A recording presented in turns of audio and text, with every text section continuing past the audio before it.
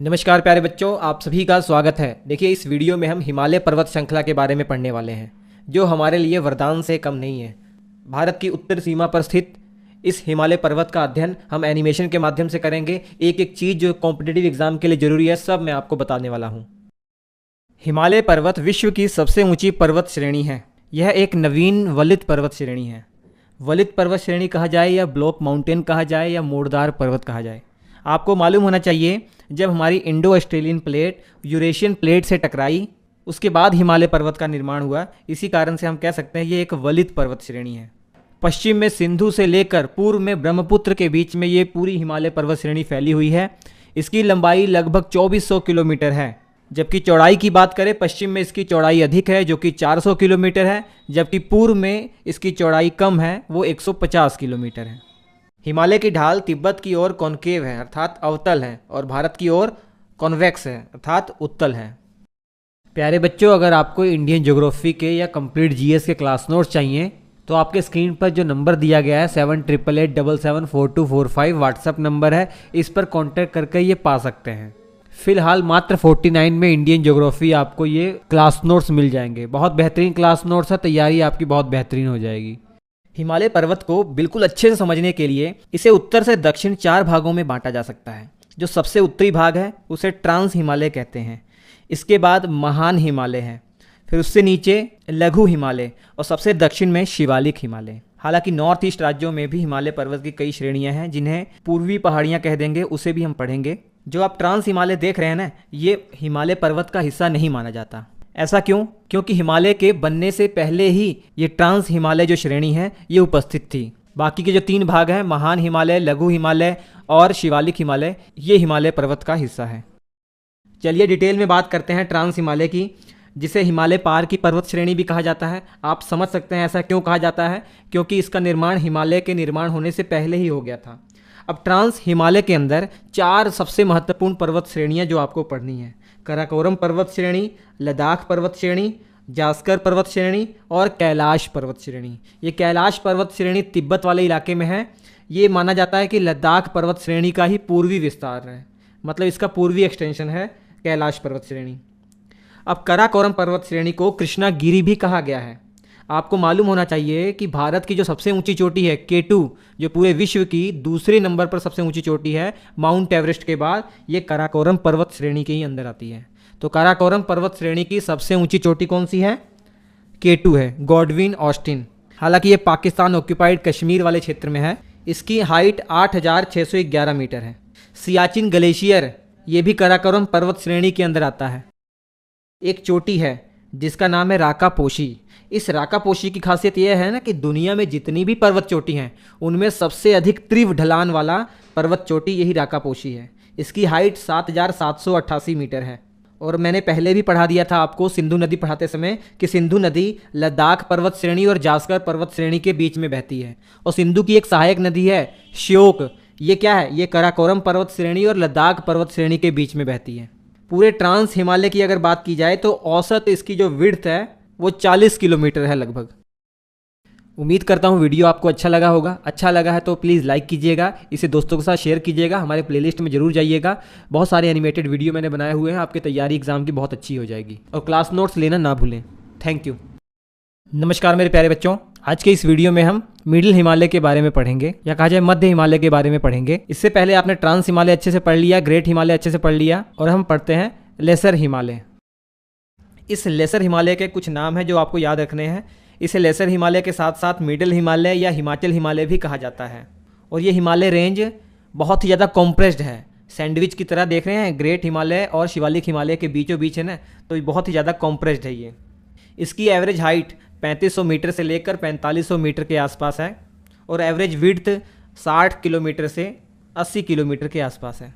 अब आप कहेंगे कि सर जो ग्रेट हिमालय था उसकी एवरेज हाइट आपने 6100 किलोमीटर बताई थी, 6100 किलोमीटर, और यहाँ पे एवरेज हाइट 3500 मीटर से 4500 मीटर के बीच में क्यों है? ऐसा बच्चों इसलिए क्योंकि ग्रेट हिमालय कंटिन्यूस था, जबकि ये मध्य हिमालय कंटिन्यूस नहीं है। इसकी कुछ कुछ रेंज के बाद बीच में डिसकंटिन्यूटी है। इसी कारण से अलग अलग जो पर्वत श्रेणी है इसके अंदर उनकी अलग अलग हाइट है एवरेज, तो इसलिए इसकी एवरेज हाइट वेरी कर रही है, 3500 मीटर से लेकर 4500 मीटर के बीच में है। और इस मध्य हिमालय के अंदर 3 महत्वपूर्ण पर्वत श्रेणियाँ जो आपको बहुत याद रखनी है। जम्मू कश्मीर वाले इलाके में मुख्य तौर पर पीर पंजाल पर्वत श्रेणी है, हिमाचल प्रदेश में मुख्य तौर पर धौलाधर पर्वत श्रेणी फैली हुई है, और नेपाल के अंदर महाभारत पर्वत श्रेणी है। ये 3 पर्वत श्रेणी मध्य हिमालय का भाग है, ये आपको याद रखना है। इस मध्य हिमालय में कुछ बहुत मुलायम मखमली घास के मैदान पाए जाते हैं। जैसे जम्मू कश्मीर में जो घास के मैदान पाए जाते हैं उन्हें मर्ग कहा जाता है, और इसी नाम से 2-3 स्थान बहुत फेमस है, जैसे गुलमर्ग हो गया, सोनमर्ग बहुत फेमस स्थान है जम्मू कश्मीर में, ये ही घास के मैदान हैं। और उत्तराखंड में इन घास के मैदानों को बुग्याल कहा जाता है, जैसे बेदनी बुग्याल, बरनाला बुग्याल, अली बुग्याल, ये बहुत फेमस हैं। और इस लघु हिमालय के अंदर बहुत सारे हिल स्टेशन हैं जहाँ पर टूरिस्टों का तांता लगा रहता है। जैसे हिमाचल प्रदेश में डलहौजी है, और शिमला है, मनाली है, कुल्लू, मंडी, धर्मशाला बहुत फेमस है हिमाचल प्रदेश में। उत्तराखंड में मसूरी बहुत फेमस है भैया, पर्वतों की रानी कहा जाता है इस जगह को। नैनीताल, रानीखेत, अल्मोड़ा और मुक्तेश्वर, ये बहुत फेमस हिल स्टेशन है इस लघु हिमालय के अंदर। कुछ घाटियाँ पाई जाती हैं, घाटियाँ आप समझ पा रहे हैं, जैसे लघु हिमालय और महान हिमालय के बीच में ये घाटियाँ पाई जाती हैं। कश्मीर घाटी हो गई जो कि महान हिमालय और मध्य हिमालय का जो पीर पंजाल पर्वत श्रेणी है इसके बीच में है। कुल्लू घाटी जो महान हिमालय और मध्य हिमालय की धौलाधर रेंज है इसके बीच में पाई जाती है। और काठमांडू घाटी ये आपकी महान हिमालय और महाभारत जो पर्वत श्रेणी है नेपाल के अंदर ये वैली पाई जाती है। इतनी चीज़ें आपको याद रखनी है लेसर हिमालय के बारे में। प्यारे बच्चों, अगर आपको इंडियन ज्योग्राफी के या कंप्लीट जीएस के क्लास नोट्स चाहिए तो आपके स्क्रीन पर जो नंबर दिया गया है 7888774245 व्हाट्सअप नंबर है, इस पर कांटेक्ट करके ये पा सकते हैं। फिलहाल मात्र 49 में इंडियन ज्योग्राफी आपको ये क्लास नोट्स मिल जाएंगे। बहुत बेहतरीन क्लास नोट्स है, तैयारी आपकी बहुत बेहतरीन हो जाएगी। उम्मीद करता हूँ वीडियो आपको अच्छा लगा होगा। अच्छा लगा है तो प्लीज़ लाइक कीजिएगा, इसे दोस्तों के साथ शेयर कीजिएगा, हमारे प्लेलिस्ट में जरूर जाइएगा। बहुत सारे एनिमेटेड वीडियो मैंने बनाए हुए हैं, आपकी तैयारी एग्जाम की बहुत अच्छी हो जाएगी। और क्लास नोट्स लेना ना भूलें। Thank you. हेलो बच्चों, इंडियन ज्योग्राफी का लेक्चर नंबर 18 आज होगा। हिमालय माउंटेन रेंज को कंटिन्यू करेंगे। अभी तक आपने trans Himalaya, great Himalaya, middle Himalaya पढ़ लिया है, और आज हम शिवालिक हिमालय के बारे में डिटेल में पढ़ने वाले हैं। ये इंडियन ज्योग्राफी की कंप्लीट लेक्चर सीरीज आपके कॉम्पिटिटिव एग्जाम के लिए बहुत ही लाभदायक होगी, तो मिस मत कीजिएगा। बहुत कम समय में ज़्यादा से ज़्यादा कंटेंट डिलीवर करने का प्रयास किया जा रहा है। शिवालिक हिमालय को बाहरी हिमालय अथवा आउटर हिमालय कहा जाता है। शिवालिक हिमालय पश्चिम से पूर्व की तरफ लगभग 2400 किलोमीटर तक फैला हुआ है। इसकी औसत ऊंचाई 600 मीटर से 1500 मीटर के आसपास है। और चौड़ाई की बात करें, पश्चिम में चौड़ाई इसकी लगभग 50 किलोमीटर है और पूर्व में इसकी 15 किलोमीटर चौड़ाई ही रह जाती है। इस शिवालिक हिमालय का नदियों के द्वारा बहुत अपर्दन किया गया है। ये भी असतत अवस्था में है, अर्थात ये भी डिसकंटिन्यू अवस्था में है। पश्चिम में पोतवार बेसिन से लेकर पूर्व में कोसी नदी तक मुख्य तौर पर ये रेंज फैली हुई है। उत्पत्ति और संरचना के हिसाब से सबसे नवीन पर्वत श्रेणी है। जितनी भी हिमालय की श्रेणियाँ उनमें सबसे नवीन ये मानी जाती है। अलग अलग राज्यों में इसे अलग अलग नामों से जाना जाता है। जैसे जम्मू कश्मीर में इसे जम्मू पहाड़ियाँ कहा जाता है, उत्तराखंड में इसे धांग अथवा धुंधवा पहाड़ी कहा जाता है, नेपाल में चुरिया मुरिया पहाड़ी कहा जाता है, अरुणाचल प्रदेश में डाफला, मीरी, मिशमी और अबोर के नाम से जाना जाता है। शिवालिक हिमालय और मध्य हिमालय के बीच में कुछ घाटियां भी पाई जाती हैं। पश्चिम की तरफ इन्हें दून कहा जाता है, जैसे देहरादून, कोटली दून, ये जगह आपने सुनी होगी। और पूर्व की तरफ इन्हें द्वार कहा जाता है, जैसे हरिद्वार हो गया। इतनी बातें शिवालिक हिमालय के बारे में याद रखिए। प्यारे बच्चों, अगर आपको इंडियन ज्योग्राफी के या कंप्लीट जीएस के क्लास नोट्स चाहिए तो आपके स्क्रीन पर जो नंबर दिया गया है 7888774245 व्हाट्सअप नंबर है, इस पर कांटेक्ट करके ये पा सकते हैं। फिलहाल मात्र 49 में इंडियन ज्योग्राफी आपको ये क्लास नोट्स मिल जाएंगे। बहुत बेहतरीन क्लास नोट्स है, तैयारी आपकी बहुत बेहतरीन हो जाएगी। उम्मीद करता हूँ वीडियो आपको अच्छा लगा होगा। अच्छा लगा है तो प्लीज़ लाइक कीजिएगा, इसे दोस्तों के साथ शेयर कीजिएगा, हमारे प्लेलिस्ट में जरूर जाइएगा। बहुत सारे एनिमेटेड वीडियो मैंने बनाए हुए हैं, आपकी तैयारी एग्जाम की बहुत अच्छी हो जाएगी। और क्लास नोट्स लेना ना भूलें। Thank you.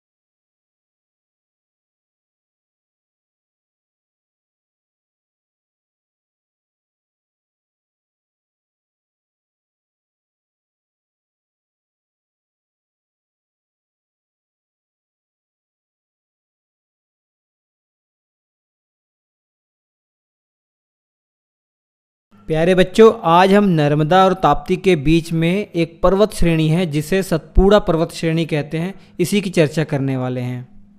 मध्य प्रदेश के घने और अद्भुत जंगल इसी पर्वत श्रेणी का हिस्सा हैं। सतपुड़ा नाम से ही पता लग रहा है, सत मतलब सात, पूड़ा मतलब पहाड़। 7 पहाड़ियों का ये समूह है सतपुड़ा पर्वत श्रेणी। वो कौन कौन से 7 पहाड़ियाँ हैं? पश्चिम से अगर शुरू करें, अरवानी, बरवानी, बीजागढ़, असीरगढ़, कालीभीत, महादेव और मैकाल।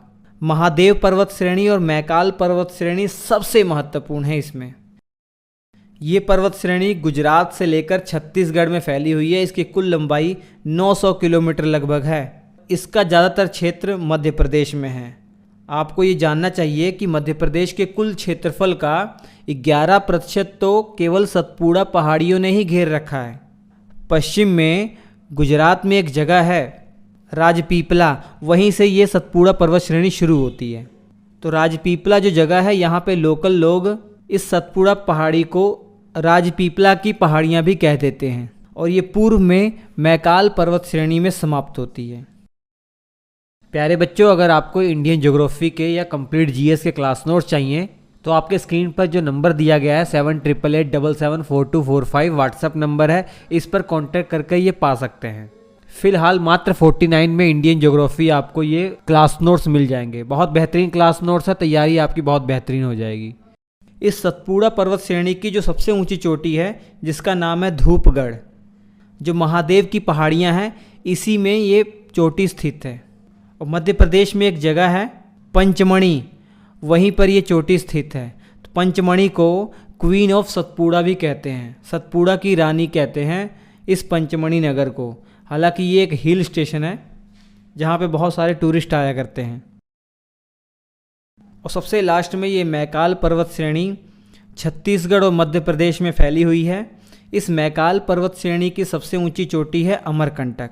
इस अमरकंटक से सोन और नर्मदा नदी निकलती हैं। ये हमने पहले ही आपको पढ़ा दिया है नदियों वाले चैप्टर में। सोन नदी गंगा की सहायक नदी है, ये आप जानते हैं। ये बरवानी पहाड़ियाँ देख रहे हैं, इस पहाड़ियों में एक बहुत फेमस मंदिर है जिसे 52 गजा मंदिर कहते हैं। इसके अलावा ये असीरगढ़ की पहाड़ियाँ और कालीभीत की पहाड़ियों के बीच में एक दर्रा है। इस दर्रे का नाम है बुरहानपुर दर्रा या बुरहानपुर माउंटेन पास। और असीरगढ़ पहाड़ियाँ इसलिए भी फेमस है क्योंकि इन्हीं पहाड़ियों पर असीरगढ़ का किला बना हुआ है। और ये वही जगह है जहाँ पर अकबर ने अपना आखिरी अभियान किया था। ये मध्यकालीन इतिहास में आपने पढ़ा होगा। और इसी असीरगढ़ को दक्षिण का प्रवेश द्वार भी कहते हैं, क्योंकि मुगलों का ये मानना है कि अगर आपको दक्षिण में जाना है तो यहीं से गुजरना पड़ेगा। इसके अलावा सतपुड़ा पहाड़ियाँ भी विंध्याचल पहाड़ियों की तरह एक ब्लॉक माउंटेन है। ब्लॉक माउंटेन का निर्माण हम ऑलरेडी आपको बता चुके हैं। प्लेट टेक्टोनिक थ्योरी में आपने पढ़ा भी होगा। जब 2 प्लेटें एक दूसरे से विपरीत जाती हैं, एक दूसरे से दूर जाती हैं, तो बीच का जो हिस्सा होता है नीचे धंस जाता है।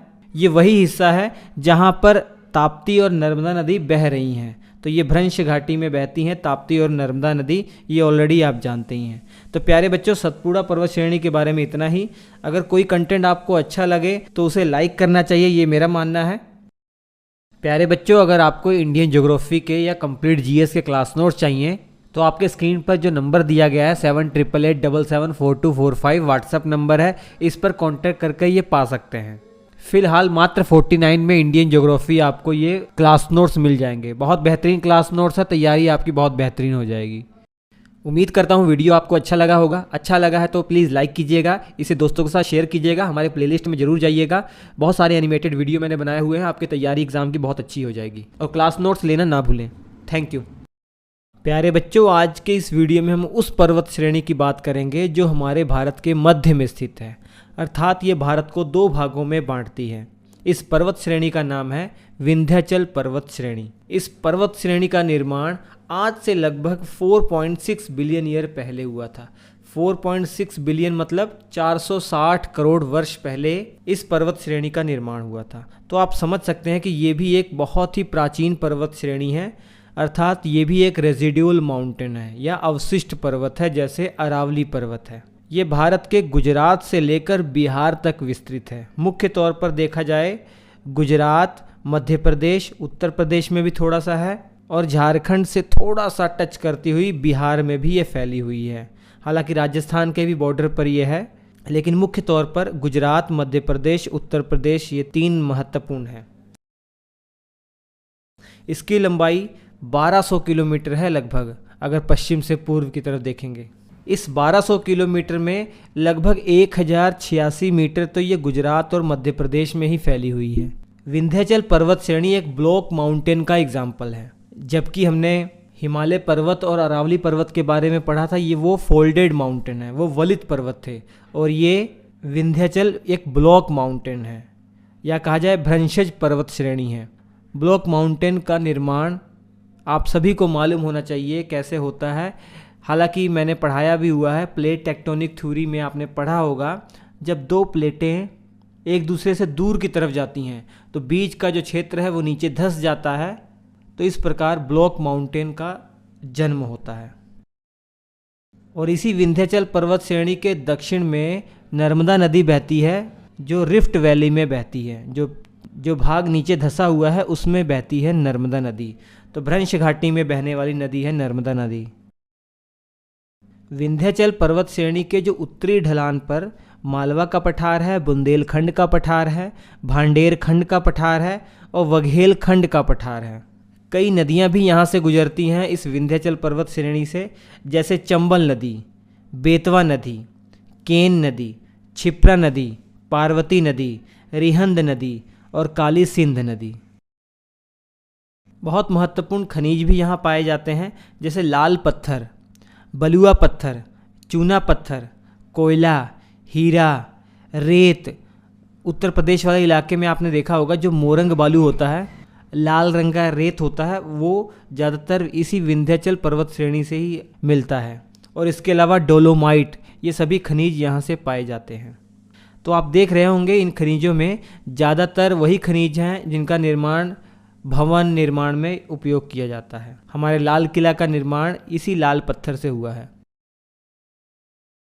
विंध्याचल पर्वत श्रेणी का जो सबसे उच्चतम बिंदु है, उस उच्चतम बिंदु को सद्भावना शिखर कहते हैं, या इसे कल्लूमार चोटी भी कहते हैं, और ये मध्य प्रदेश में है, जिसकी हाइट 752 मीटर है। बहुत सारी पहाड़ियाँ इसका हिस्सा है, जैसे कैमूर पहाड़ियाँ, बहुत महत्वपूर्ण कैमूर पहाड़ियाँ हैं। बिहार में, उत्तर प्रदेश वाले इलाके में, थोड़ा मध्य प्रदेश वाले इलाके में ये फैली हुई है, और थोड़ा बहुत झारखंड में पारसनाथ की पहाड़ियाँ हैं। ये सभी महत्वपूर्ण पहाड़ियाँ इसी का हिस्सा हैं। इतनी चीज़ें विंध्याचल पर्वत श्रेणी के बारे में याद रखिए। प्यारे बच्चों, अगर आपको इंडियन ज्योग्राफी के या कंप्लीट जीएस के क्लास नोट्स चाहिए तो आपके स्क्रीन पर जो नंबर दिया गया है 7888774245 व्हाट्सअप नंबर है, इस पर कांटेक्ट करके ये पा सकते हैं। फिलहाल मात्र 49 में इंडियन ज्योग्राफी आपको ये क्लास नोट्स मिल जाएंगे। बहुत बेहतरीन क्लास नोट्स है, तैयारी आपकी बहुत बेहतरीन हो जाएगी। उम्मीद करता हूँ वीडियो आपको अच्छा लगा होगा। अच्छा लगा है तो प्लीज़ लाइक कीजिएगा, इसे दोस्तों के साथ शेयर कीजिएगा, हमारे प्लेलिस्ट में जरूर जाइएगा। बहुत सारे एनिमेटेड वीडियो मैंने बनाए हुए हैं, आपकी तैयारी एग्जाम की बहुत अच्छी हो जाएगी। और क्लास नोट्स लेना ना भूलें। Thank you. प्यारे बच्चों, भारत के भूगोल का जो एनिमेशन क्लास चल रही है, लेक्चर नंबर 22 होगा। इस वीडियो में हम हिमालय पर्वत को ही कंटिन्यू करेंगे। पूर्व की तरफ हिमालय पर्वत दक्षिण की ओर तीखा मोड़ लेती है और ये दक्षिण की तरफ पूरी फैली हुई है। ये जो बैंड है इसे अक्ष संघी बैंड कहते हैं, या सिंटेक्शियल बैंड कहते हैं, या हेयर क्लिप बैंड भी कहते हैं। और हमारी ये हिमालय पर्वत श्रेणी दक्षिण तक फैली हुई है। म्यांमार जो देश है, यहाँ पर इस हिमालय पर्वत श्रेणी को अराकान योमा कहते हैं, और ये और आगे चलकर बंगाल की खाड़ी में डूब गई है, और कुछ हिस्सा इसका बंगाल की खाड़ी में निकला हुआ है, वो हमारे अंडमान निकोबार द्वीप समूह है।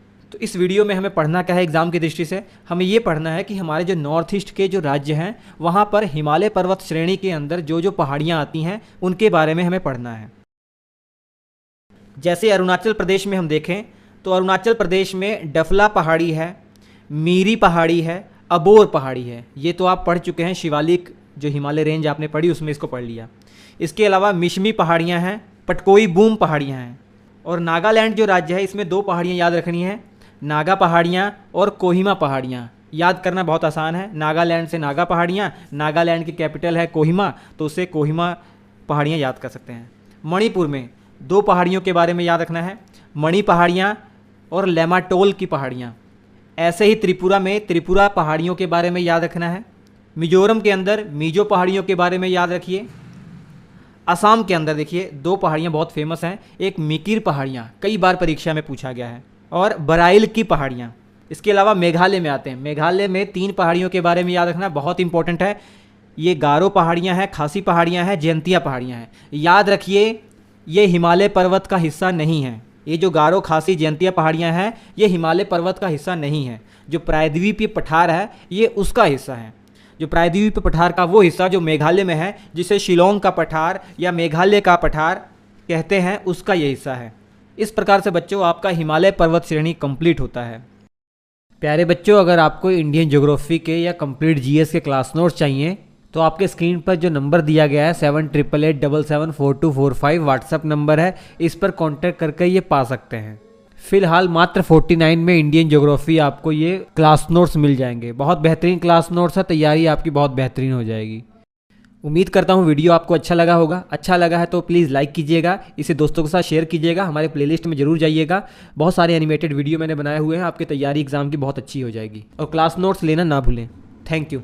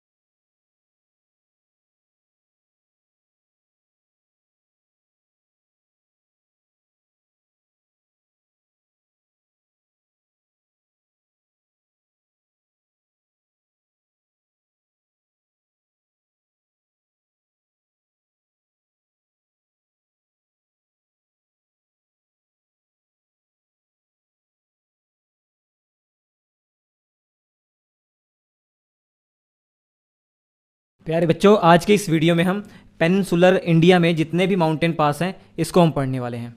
इससे पहले आपने हिमालयन माउंटेन रेंज में जितने भी माउंटेन पास थे सब हमने पढ़ लिए हैं, स्टेट वाइज पढ़े हैं। और आज के इस वीडियो में हम दक्षिण भारत, आप कह सकते हैं दक्षिण भारत के अंदर जितने भी माउंटेन पास हैं उनको एक एक करके देखते हैं। सबसे पहले हम चलते हैं अरावली पर्वत श्रेणी। ये सारी पर्वत श्रेणी आपने बहुत अच्छे से पढ़ ली हुई हैं, प्लेलिस्ट में सारा वीडियो है, आप जरूर देख लीजिएगा। अरावली पर्वत श्रेणी के अंदर राजस्थान में चलते हैं। राजस्थान के अंदर 2 माउंटेन पास हैं। पहला माउंटेन पास आपको याद रखना है गोरान घाट माउंटेन पास, और दूसरा पास याद रखना है आपको हल्दी घाटी माउंटेन पास। गोरान घाट माउंटेन पास की अगर बात करें तो आपने गुरु शिखर का तो नाम सुना होगा, जो अरावली पर्वत श्रेणी की सबसे ऊंची चोटी है। आप पढ़ते आ रहे होंगे कि गुरु शिखर माउंट आबू के पास है। तो गुरु शिखर जो चोटी है और माउंट आबू जो जगह है, इन दोनों के बीच में ये गोरान घाट माउंटेन पास पड़ता है। तो हम कह सकते हैं कि गुरु शिखर और माउंट आबू को अलग करने का काम गोरान घाट माउंटेन पास का है। इसके अलावा ये भी याद रखिए, उदयपुर से अगर आपको सिरोही जाना है, उदयपुर जो ज़िला है राजस्थान का, वहाँ से अगर सिरोही ज़िले में आपको जाना है तब भी आपको गोरान घाट माउंटेन पास करके ही जाना पड़ेगा। या उदयपुर से अगर आपको जालोर डिस्ट्रिक्ट जाना है फिर भी आपको इसी माउंटेन पास से होकर जाना पड़ेगा। और दूसरा mountain pass Haldi Ghati mountain pass. जिसने भी मध्यकालीन इतिहास पढ़ा होगा उसने हल्दी घाटी जो बैटल हुई थी उसके बारे में ज़रूर सुना होगा। 1576 में मेवाड़ के राजा महाराणा प्रताप सिंह और मुगलों के जो अकबर थे, अकबर के एक सेनापति थे जिनका नाम था मानसिंह, उनके बीच में हुआ था। तो मानसिंह और महाराणा प्रताप सिंह के बीच में ये युद्ध हुआ था। ये युद्ध हल्दी घाटी जगह पर हुआ था। ये हल्दी घाटी माउंटेन पास उदयपुर से 40 किलोमीटर की दूरी पर है। हल्दी घाटी नाम से ही मतलब हल्दी पीले रंग की ना, तो यहाँ की जो ज़मीन है, मिट्टी है, वो येलो कलर की है, इसी कारण से इसका नाम हल्दी घाटी पड़ा हुआ है। इसके बाद हम चलते हैं सतपुड़ा पर्वत श्रेणी में। सतपुड़ा पर्वत श्रेणी के अंदर एक माउंटेन पास आपको याद रखना है। इस माउंटेन पास का नाम है असीरगढ़ किला माउंटेन पास।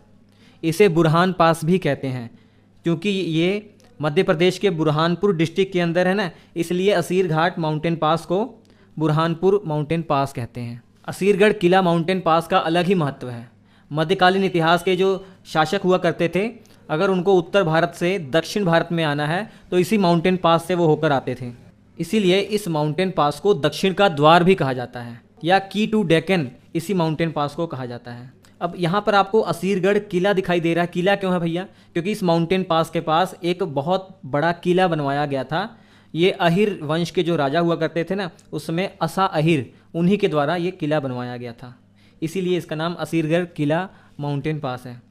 अब हम चलते हैं वेस्टर्न घाट के अंदर जितने माउंटेन पास हैं, जो कि हमारे लिए सबसे इम्पोर्टेंट है, क्योंकि हम जानते हैं कि वेस्टर्न घाट ये लगातार क्रम से पर्वत श्रेणी है, जबकि पूर्वी घाट बीच बीच में डिसकंटिन्यू है। इसी कारण से पश्चिमी घाट में बहुत सारे दर्रे पाए जाते हैं, माउंटेन पास पाए जाते हैं। सबसे पहले आपको याद रखना है कि थाल घाट माउंटेन पास।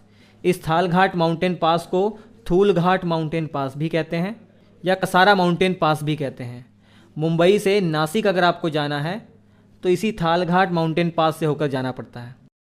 इसके बाद नीचे की तरफ चलते हैं, महाराष्ट्र में ये भी पड़ता है Bhorghat mountain pass. Bhorghat mountain pass का काम मुंबई को पुणे से जोड़ने का है। यहाँ इस माउंटेन पास से सड़क भी है और रेल ट्रैक भी है। इसके बाद महाराष्ट्र के अंदर एक बहुत फेमस माउंटेन पास और है, जिसे नानेघाट माउंटेन पास कहा जाता है। पुणे से अगर जुनार सिटी जाना है ना, तो इसी माउंटेन पास से होकर जाना पड़ता है। जुनार सिटी के बारे में तो आपने पढ़ा ही होगा मध्यकालीन इतिहास में। जुनार सिटी में एक किला बना हुआ है, शिवनेरी का किला, शिवनेरी फोर्ट कहते हैं जिसे। वहीं पर छत्रपति शिवाजी का जन्म हुआ था। इसके बाद थोड़ा दक्षिण में आते हैं, पालघाट माउंटेन पास, जिसे पलक्कड़ गैप भी कहा जाता है। इसका काम पलक्कड़ जो जगह है ना, इसको कोयम्बटूर से जोड़ने का काम है, या कह सकते हैं केरल को तमिलनाडु से जोड़ने का काम पालघाट दर्रे का है। इसके बाद शेनकोटा गैप या शेनकोटा माउंटेन पास, इसका काम भी केरल को तमिलनाडु से जोड़ने का है, या कह सकते हैं केरल की जो राजधानी तिरुवनंतपुरम उसको मदुरै से जोड़ता है, तमिलनाडु के मदुरै से जोड़ने का काम है ये। तो प्यारे बच्चों, इतने माउंटेन पास आपको याद रखने हैं। मैंने सारे माउंटेन पास आपको 4 वीडियो के माध्यम से कंप्लीट करवा दिए हैं।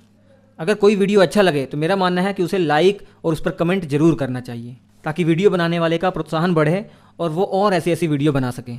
प्यारे बच्चों, अगर आपको इंडियन ज्योग्राफी के या कंप्लीट जीएस के क्लास नोट्स चाहिए तो आपके स्क्रीन पर जो नंबर दिया गया है 7888774245 व्हाट्सअप नंबर है, इस पर कांटेक्ट करके ये पा सकते हैं। फिलहाल मात्र 49 में इंडियन ज्योग्राफी आपको ये क्लास नोट्स मिल जाएंगे। बहुत बेहतरीन क्लास नोट्स है, तैयारी आपकी बहुत बेहतरीन हो जाएगी।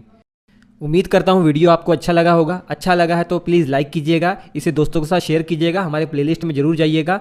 बहुत सारे एनिमेटेड वीडियो मैंने बनाए हुए हैं, आपकी तैयारी एग्जाम की बहुत अच्छी हो जाएगी। और क्लास नोट्स लेना ना भूलें। Thank you.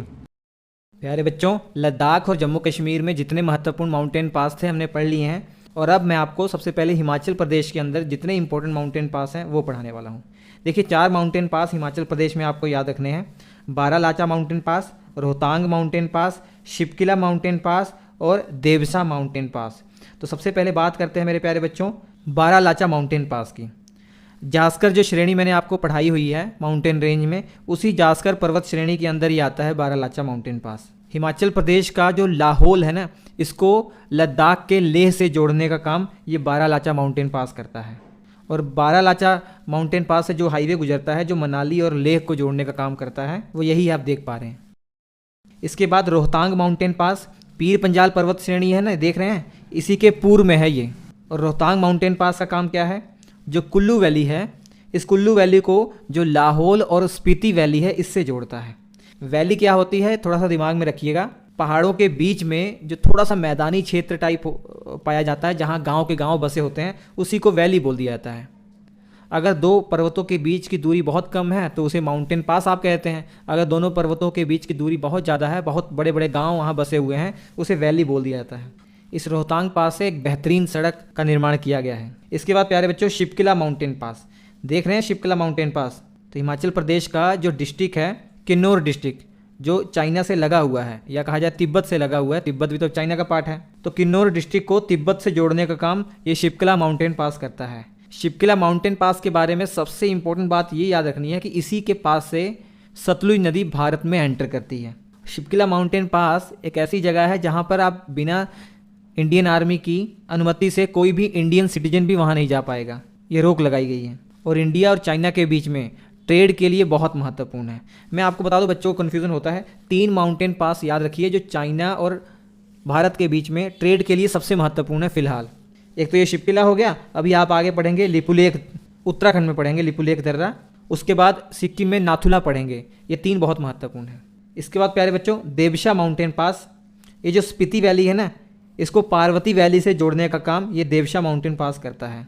और दूसरे तरीके से मैप में ये भी देख सकते हैं कि कुल्लू और स्पीति के बीच में ये देवसा माउंटेन पास पड़ता है।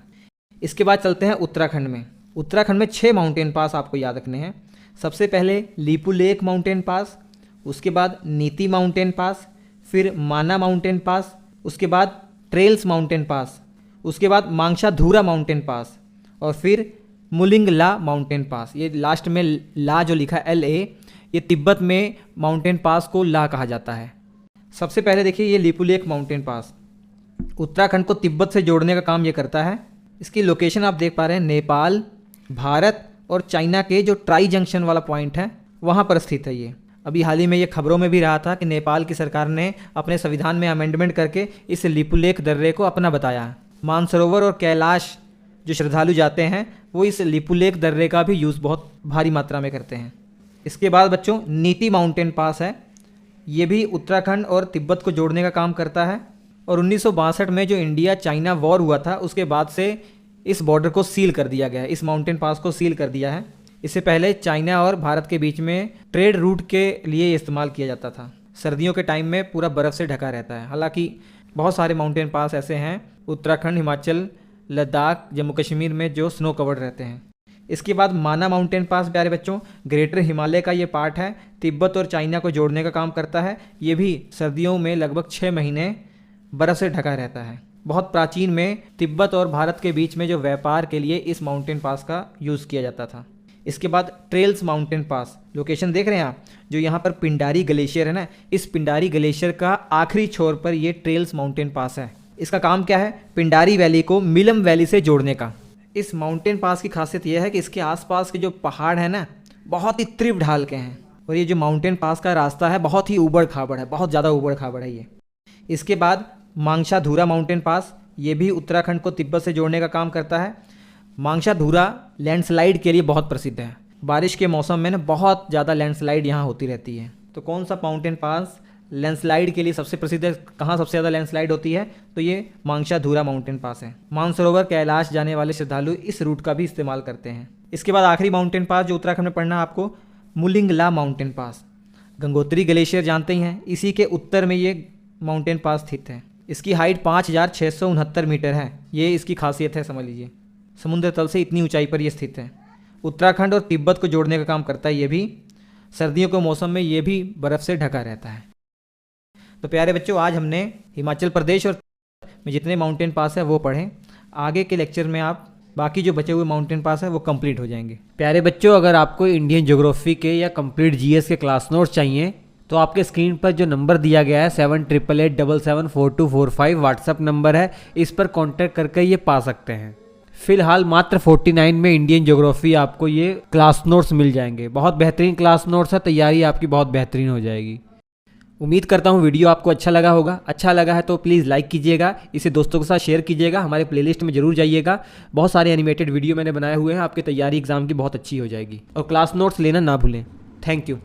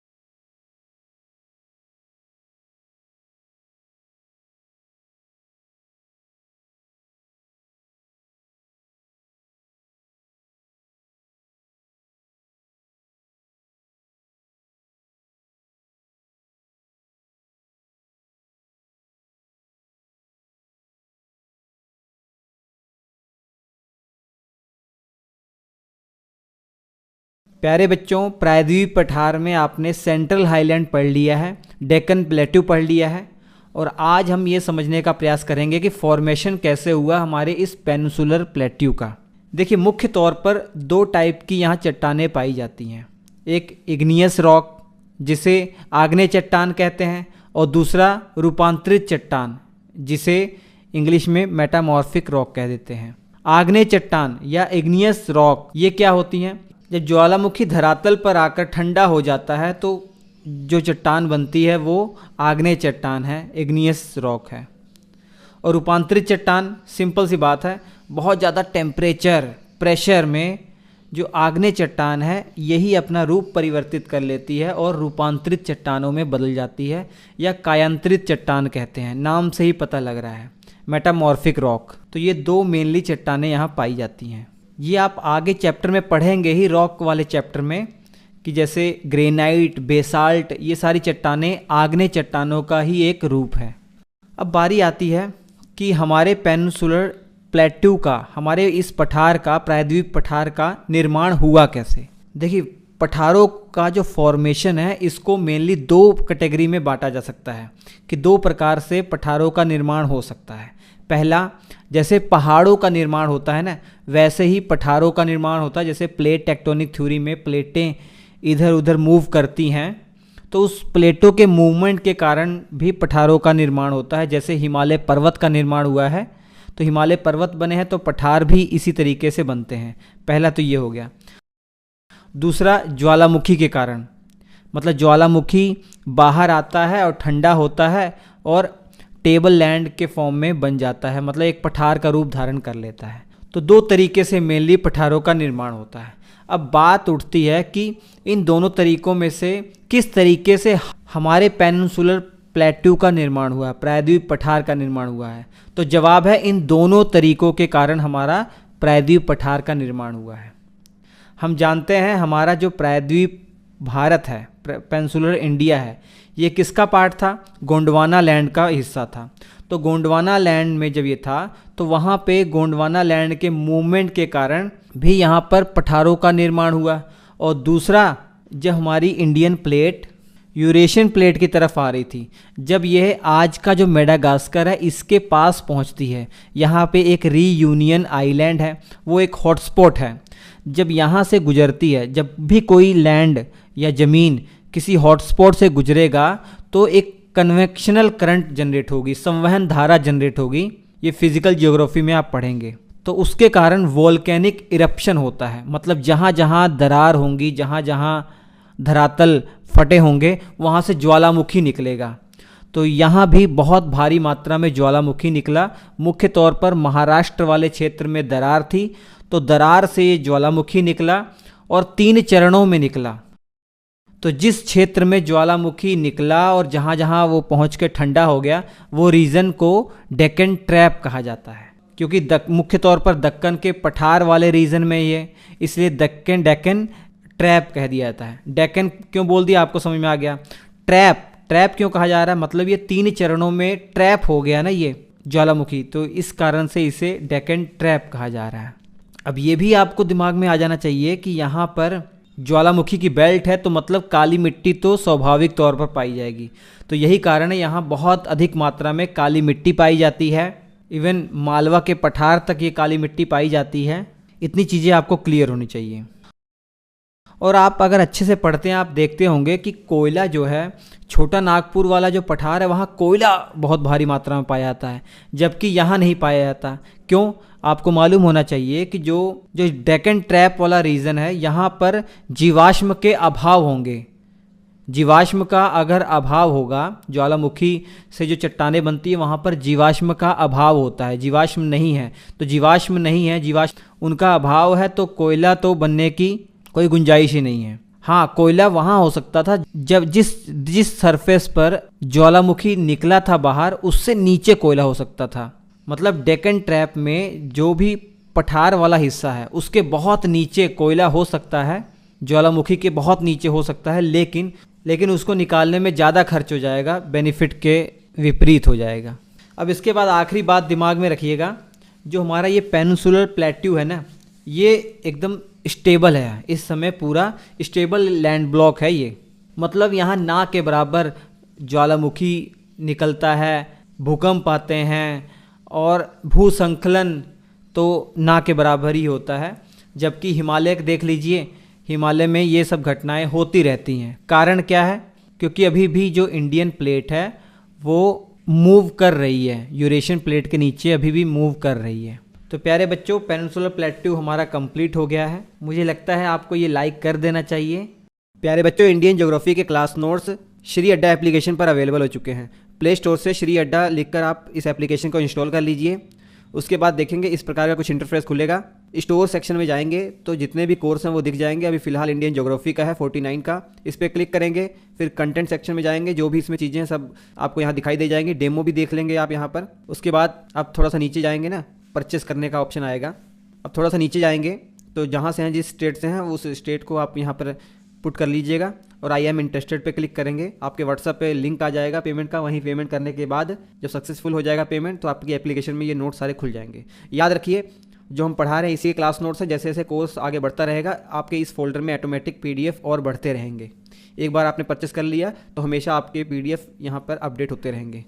उम्मीद करता हूँ वीडियो आपको अच्छा लगा होगा। अच्छा लगा है तो प्लीज़ लाइक कीजिएगा, इसे दोस्तों के साथ शेयर कीजिएगा। हमारे प्लेलिस्ट में जरूर जाइएगा, बहुत सारे एनिमेटेड वीडियो मैंने बनाए हुए हैं। आपकी तैयारी एग्जाम की बहुत अच्छी हो जाएगी। और क्लास नोट्स लेना ना भूलें। Thank you. प्यारे बच्चों, आज के इस वीडियो में हम उत्तर भारत के मैदान के बारे में पढ़ने वाले हैं। अब इस उत्तर भारत के मैदान का जो निर्माण है वो 3 रिवर सिस्टम के द्वारा किया गया है। पहला सिंधु रिवर सिस्टम, दूसरा गंगा रिवर सिस्टम और तीसरा ब्रह्मपुत्र रिवर सिस्टम। मैं रिवर सिस्टम कह रहा हूँ तो आपको दिमाग में क्लियर हो जाना चाहिए कि इन नदियों के साथ साथ इनकी जो सहायक नदियाँ हैं उन्होंने भी बड़ा रोल निभाया है इस मैदान के निर्माण में। और इन सभी नदियों ने लाखों वर्षों तक इस क्षेत्र में सेडिमेंट इकट्ठा किए, अवसाद इकट्ठा किया, तब जाकर इस मैदान का निर्माण हुआ। तो जलोढ़ मिट्टी इस मैदानी क्षेत्र में पाई जाती है और भारत का सबसे उपजाऊ वाला क्षेत्र है ये। इसका विस्तार अगर क्षेत्रफल में देखें 7 लाख वर्ग किलोमीटर में ये पूरा क्षेत्र फैला हुआ है। लंबाई पश्चिम से पूर्व अगर देखेंगे तो 2400 किलोमीटर इसकी लंबाई है और चौड़ाई जो है वो कहीं कहीं कम है, कहीं ज़्यादा है। तो 240 किलोमीटर से 320 किलोमीटर के आसपास इसकी चौड़ाई है उत्तर से दक्षिण की ओर। ये डाटा NCERT का है, तो आप निश्चिंत रहिए। इतनी जानकारी आपको हो गई कि पानी आसानी से यहाँ अवेलेबल है और जलवायु भी अनुकूल है। तो यहाँ पे क्या हो सकता है? पहली बात, कृषि बड़े पैमाने पर होगी यहाँ पर, और दूसरी, जनसंख्या भी बहुत अधिक होगी यहाँ। इस उत्तर भारत के मैदान को मोटे तौर पर 3 भागों में बांटा जा सकता है। पहला पंजाब का मैदान जो पश्चिम में है, जो ज़्यादातर हिस्सा इसका पाकिस्तान में है, और दूसरा गंगा के मैदान, और तीसरा ब्रह्मपुत्र के मैदान। बात करते हैं बच्चों पंजाब के मैदान की। इस पंजाब के मैदान का जो निर्माण है किन नदियों के द्वारा हुआ होगा, सोच के देखिए। तो सिंधु नदी और इसकी जितनी भी महत्वपूर्ण सहायक नदियां हैं उनके द्वारा इस पंजाब मैदान का निर्माण किया गया है। सिंधु की 5 महत्वपूर्ण सहायक नदियों के बारे में तो आप जानते ही हैं, झेलम, चिनाब, रावी, व्यास और सतलुज। इस पंजाब मैदान की खासियत बच्चों ये है ना कि यहाँ दोआब बहुत ज़्यादा पाए जाते हैं।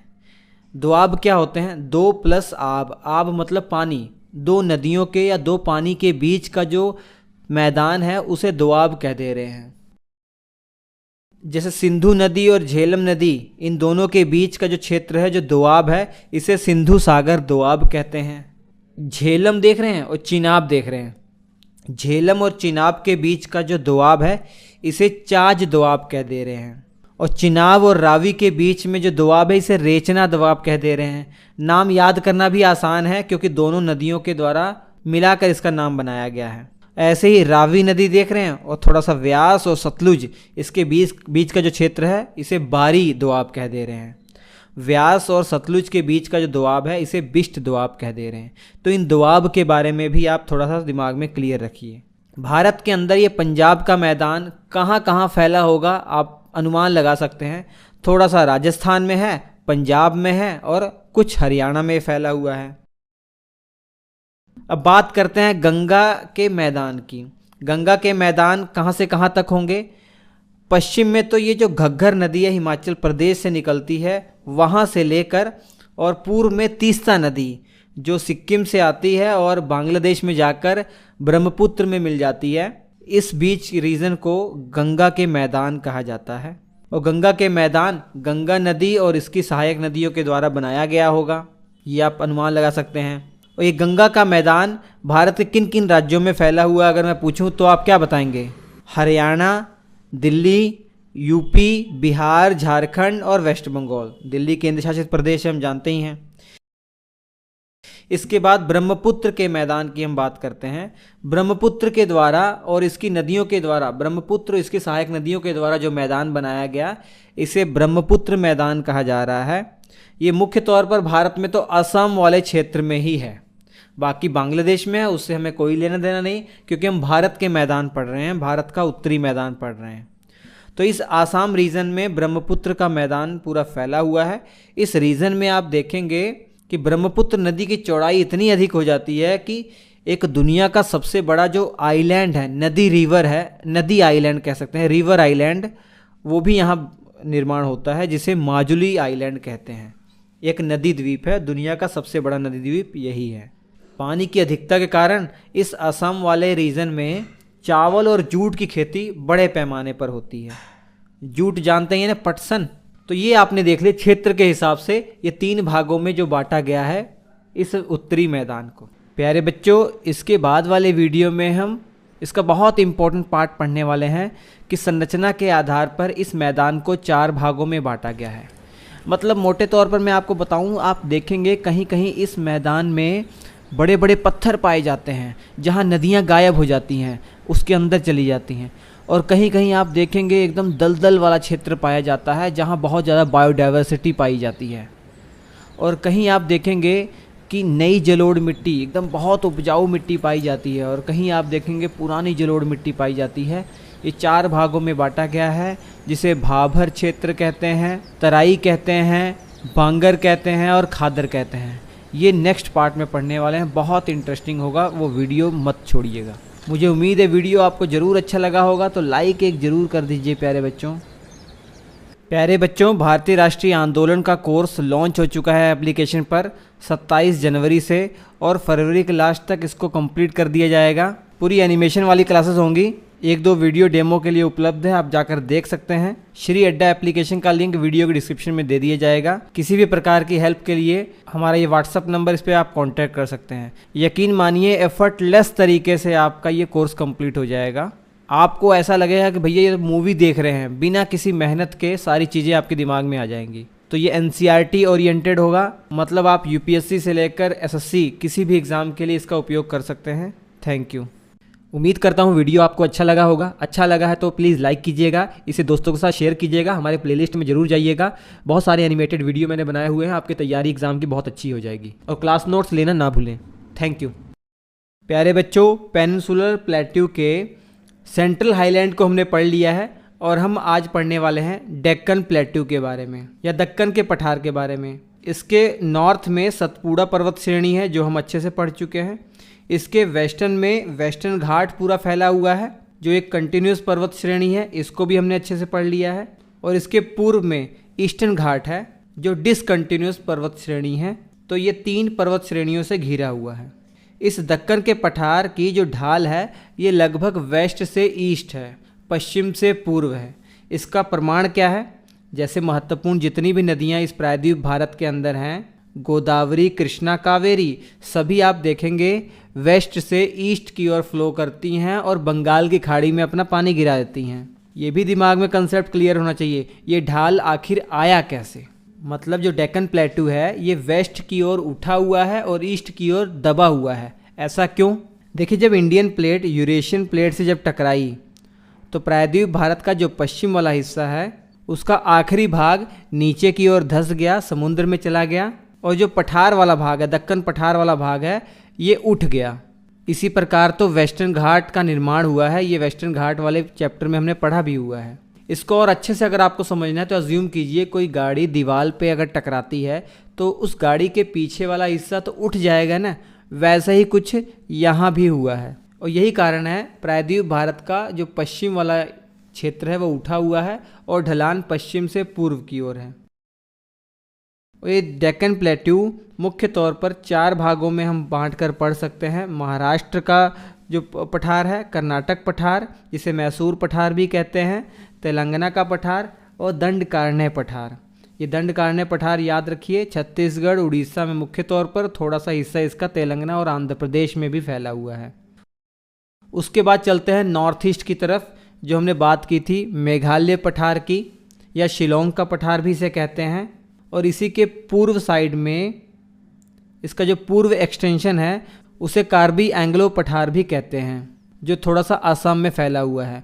और मेघालय का पठार ये मुख्य तौर पर मेघालय में है। और इस मेघालय के पठार में 3 महत्वपूर्ण पर्वत श्रेणियां हैं, गारो, खांसी और जयंतियाँ। ये 3 महत्वपूर्ण श्रेणियाँ इसी शिलोंग के पठार या मेघालय के पठार में हैं। ये तो बहुत आसान सी बात है, लेकिन प्रश्न ये उठता है, जैसा कि बताया जाता है कि ये जो शिलोंग का पठार या मेघालय का पठार ये पेनिनसुलर प्लेट्यू का ही भाग है, तो ये अलग क्यों हैं?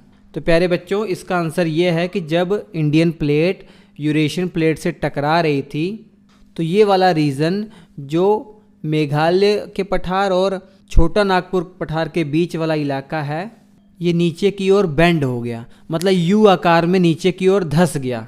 और उसके बाद गंगा और ब्रह्मपुत्र ने अपने जो अवसाद लेकर आई उसने इस पर बिछा दिया, पूरा जो सेडिमेंट है सारे इस पर बिछा दिए, तो इसलिए अलग दिखता है। मेघालय पठार और प्रायद्वीप पठार ये दोनों आपस में अलग दिखाई देते हैं, लेकिन मेघालय का पठार प्रायद्वीप पठार का ही हिस्सा है।